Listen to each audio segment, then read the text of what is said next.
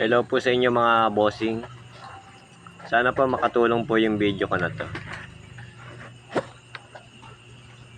Kuwari po nasangatan po yung lock po ng rotating nyo. Tulad po na ito.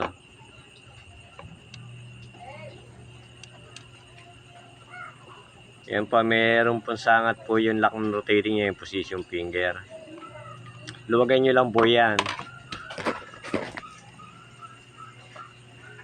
Yung tornilyo po na yan sa position finger. Teka lang ba yan? So ngayon, kung ito lang po yung binaklas nyo, kung yun lang po yung lock ng rotating po na yan ang binaklas nyo, tatanggalin nyo lang po yung sinulid.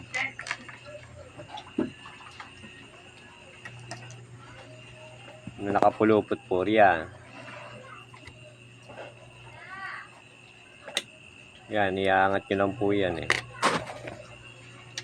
Ayun, kumalas po yung sinulid ayun. Ngayon, pag natanggal na po yung sinulid at nakuha nyo na po, at yan lang naman ang ginalaw nyo, yung tornilyo po na yan,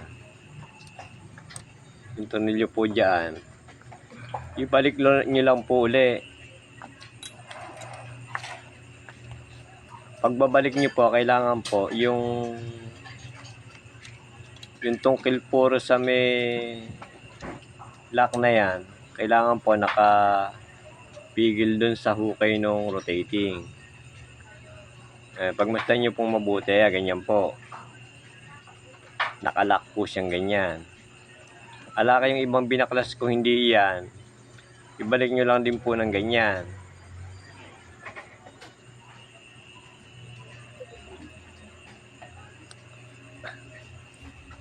Ganyan lang po.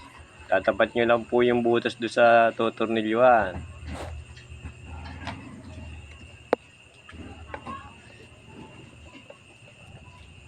Tanawin nyo pong mabuti. Nakalock po yan eh.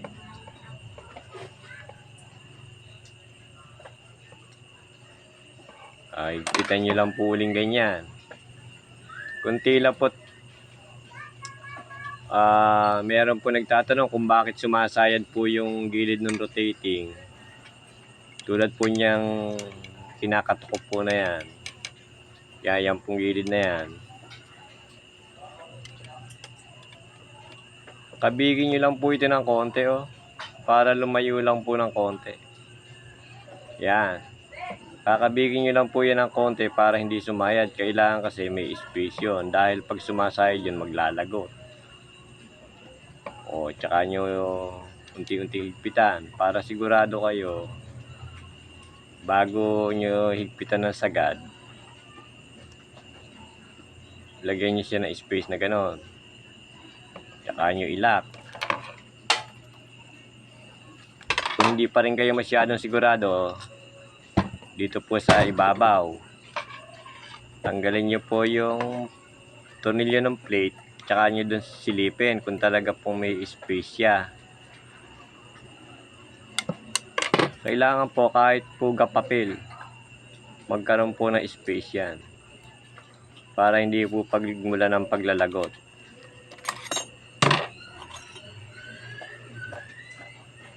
Ganun lang po, kung paano nyo binaklas, ganun nyo lang po ibabalik. Ito, linisin lang po natin na mas maaninaw po nating mabuti.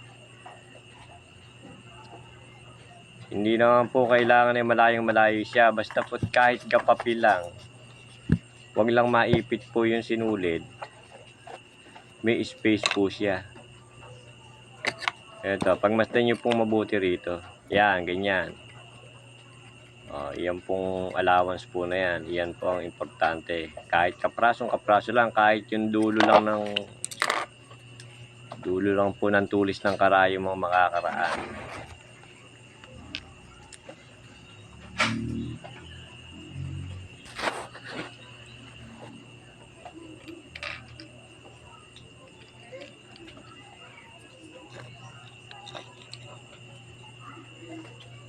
Ayan po, may dulo po tayo ng tulis ng karayom. Titingnan natin kung nakakaraan po. Ibig sabihin may space siya. Ganun lang po.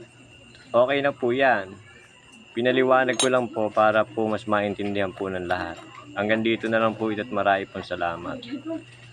Hindi ko na po pinasada.